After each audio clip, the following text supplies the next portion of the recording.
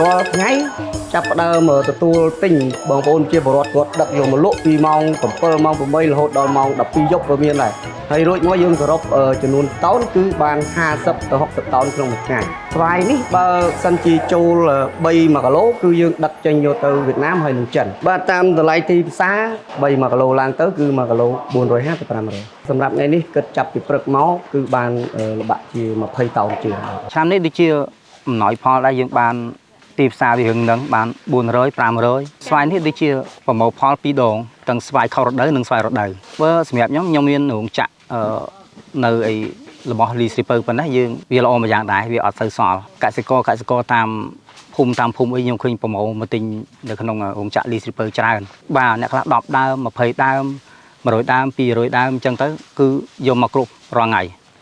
ស៊ីឈ្នួលគេប្រចាំបេះស្វាយដូចគិតតោនមួយតោនបាន80000តែមួយថ្ងៃ35000ក្នុងមួយរដូវហ្មងបើធ្វើប្រចាំខែណាបើយើងគិតមួយថ្ងៃ35000បើគុណទៅយើងសល់បាន1លានអីដែរស្រុកខេត្តខ្ញុំនៅបាត់ដំបងនេះខ្ញុំមករកស៊ីដូចថារបៀបតែនេះមានសម្បូរការងារអញ្ចឹងណាតែបើ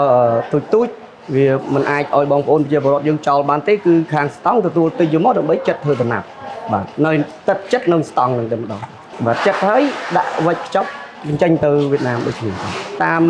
បងប្អូនប្រជាពលរដ្ឋដែលបុគ្គលិកដែលគាត់ចិត្តនៅនេះ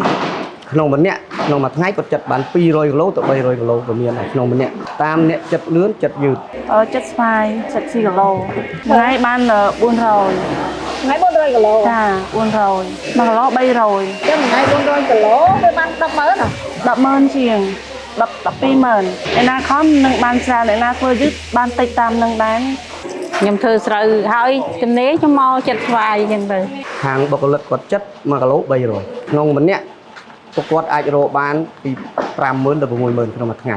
គាត់ចាត់បាន200គីឡូគឺស្មើនឹង60000ចាជួយបានមើលបានមកធ្វើអញ្ចឹងបានទិញហូបបានកូនទៅរៀនធូអញ្ចឹងទៅ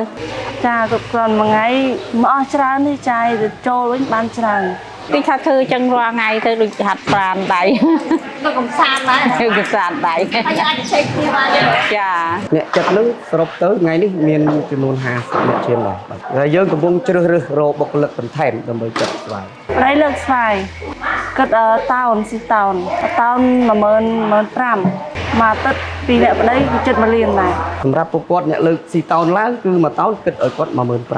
លើកចុះ10000សម្រាប់ដូចគាត់លើកខ្លាំងដូចមិញនេះគឺមួយតោន10000លើកចុះដូចជាក់ស្ដែងហ្មងដូចគាត់លើកឡើងពេញមួយឡាននឹងធំគឺ29តោនហើយមកក្នុងមួយយប់នឹងចេញបាន3ទៅ4ឡានបាទខែ100តោន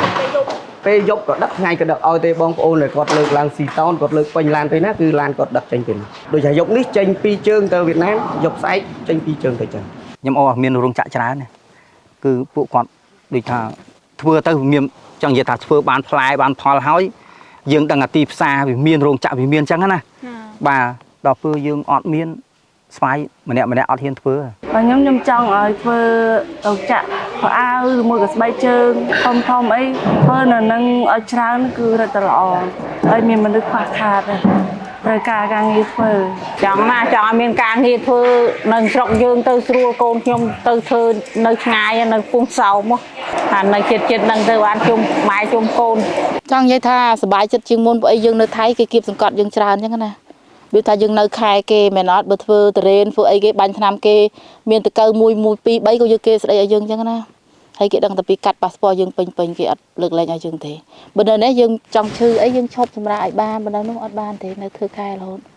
ហើយបែកម៉ែបែកឪទៀតបើនៅនេះមួយខែចង់ទៅលេងគាត់2ដងក៏បាន